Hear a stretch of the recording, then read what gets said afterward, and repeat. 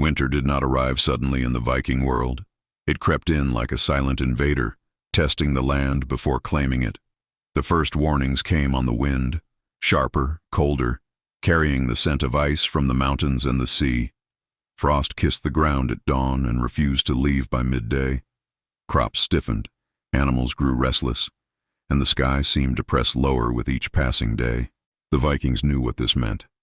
Before the sea could freeze along the shore, longships were hauled from the water and dragged high onto land. Their hulls, once slicing through waves, were now coated in pitch and covered with hides to protect the wood from splitting in the cold. Oars were stacked carefully, sails dried and folded, and rigging stored indoors. The sea was no longer a road, it was a threat. Villages came alive with urgency. Men and women worked side by side, not in panic, but with the calm focus of people who had done this every year of their lives. Winter was not a surprise. It was a certainty. Firewood was chopped relentlessly, stacked in towering piles near each longhouse.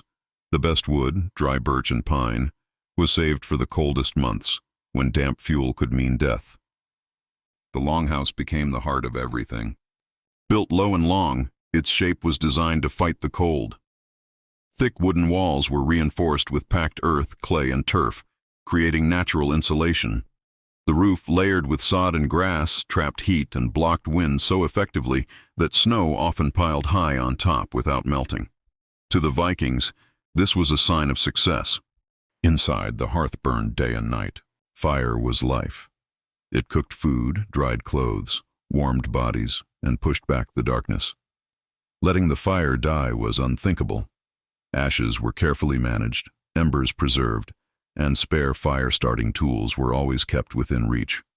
Smoke drifted out through a small opening in the roof, but most of the heat stayed inside, curling along the beams before settling back down. The air smelled of wood smoke, wool, and animals.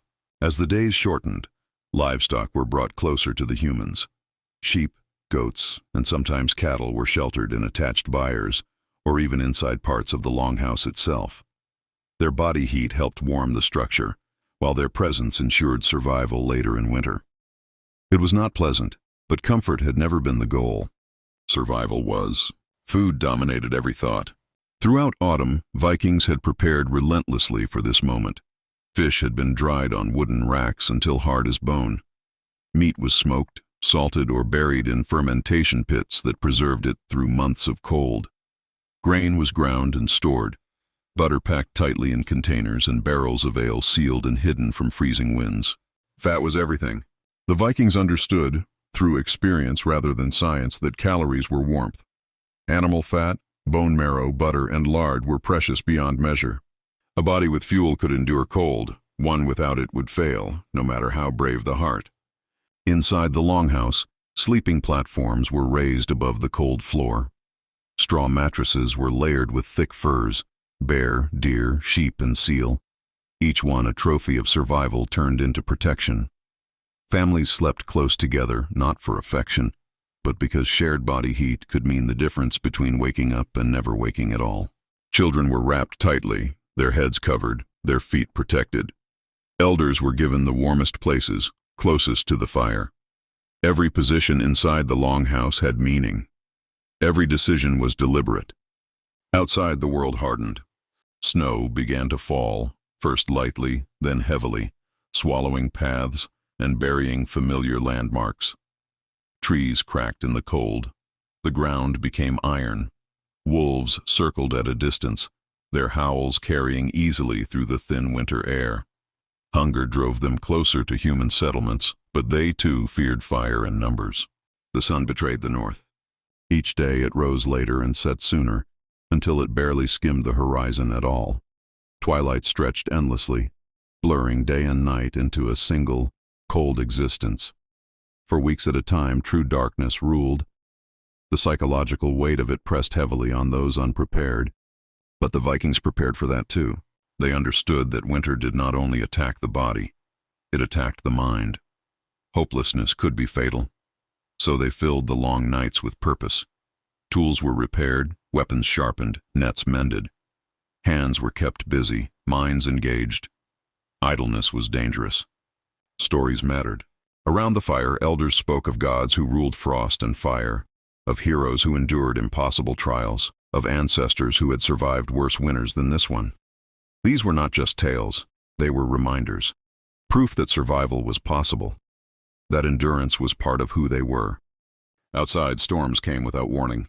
Blizzards erased the world, turning villages into islands of warmth surrounded by white death. Travel became a last resort. Anyone who ventured out did so wrapped in layers of wool and fur, face covered, breath measured. One mistake, wet clothing, exhaustion, losing direction, could mean freezing where you stood. And yet, inside the longhouse, life continued. The fire crackled. The walls held. The people endured. This was the truth of Viking winter survival. It was not heroic charges into snowstorms or fearless defiance of nature. It was discipline, planning, community, knowledge passed down through generations, written not in books, but in scars and memory. Winter was not an enemy to fight head-on. It was a force to be respected, anticipated, and lived with. And as the wind howled outside and the sun abandoned the sky, the Vikings waited, cold, hungry but alive, knowing that if they held on long enough, spring would return. When winter fully claimed the north, life slowed into a rhythm dictated by survival rather than ambition. The land outside the longhouse lay buried beneath snow and ice, silent and unforgiving. But inside, the Vikings adapted, not by trying to defeat the cold, but by understanding it, accepting it, and shaping their lives around its rules. Clothing was the first line of defense. Vikings dressed in layers long before the concept had a name. Closest to the skin, they wore linen shirts and undergarments. Linen, though thin, was vital. It absorbed sweat and kept moisture away from the body. Wet skin in winter was a death sentence.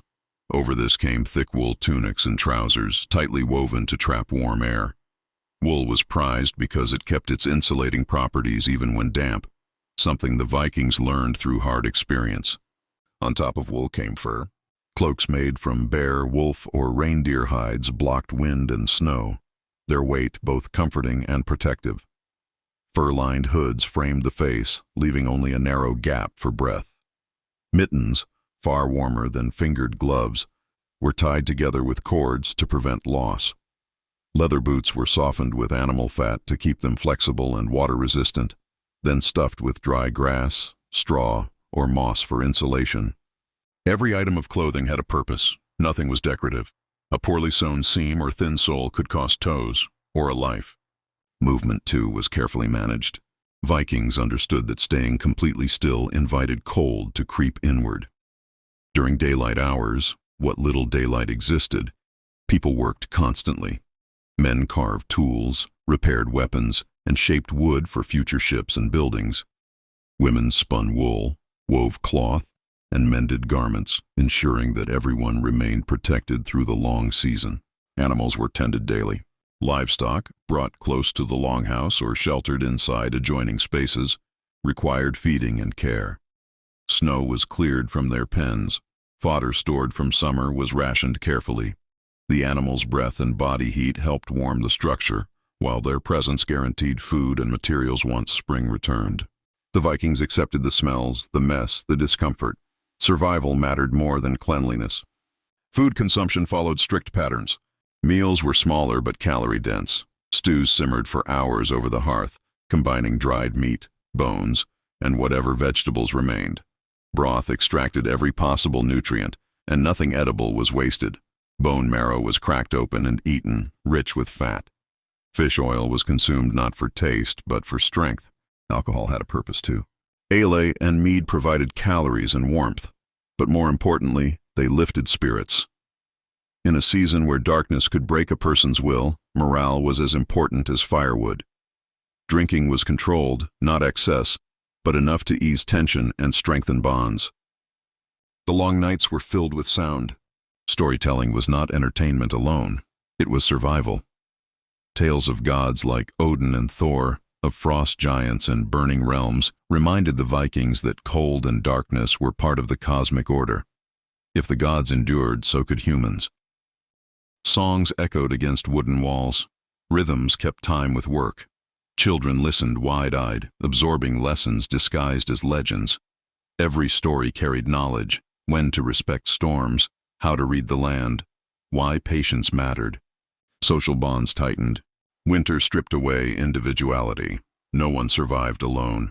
Disputes were settled quickly because grudges wasted energy. Cooperation was not optional, it was law. The strong helped the weak, not out of kindness alone, but because every member of the household was valuable. The Vikings also knew when not to act. Travel was avoided unless absolutely necessary. Snow erased familiar routes, and storms could blind even the most experienced traveler. When journeys were required, they were planned carefully, routes memorized, landmarks marked, time measured precisely. Turning back was not shameful, it was wisdom. Weather signs were studied constantly. The color of the sky, the sound of wind through trees, the behavior of animals, all were warnings. Vikings did not need instruments to know when a storm was coming. They listened to the world around them and adjusted accordingly. Cold injuries were treated with care. Frostbite was a constant threat. Numb fingers and toes were warmed slowly, never placed directly against fire. Experienced elders knew that rushing warmth could destroy tissue. Knowledge like this was shared freely, passed from generation to generation. The mind, however, remained the greatest battleground. Darkness weighed heavily. The absence of the sun affected moods, energy, and hope. The Vikings did not have words for depression, but they understood its danger. So they fought it with routine, purpose, and community. Every day had structure: wake, tend fire, feed animals, work, eat, tell stories, sleep. This rhythm anchored them when the outside world disappeared beneath snow. As weeks turned into months, bodies grew leaner. Stores diminished. Patience was tested. But the Vikings endured because they had never believed winter was something to conquer. It was something to survive. And then slowly, almost imperceptibly, change came. The sky lightened earlier. The sun lingered a moment longer on the horizon. Snow softened, ice cracked. Birds returned. Spring did not arrive triumphantly. It crept in, cautious and fragile. When it did, it found a people hardened by cold, disciplined by darkness, and still alive. The truth was simple and powerful. Vikings survived winter not through brute strength or blind bravery, but through the preparation, adaptation, community, and respect for nature's limits. They did not fight the cold. They lived with it, and that made all the difference.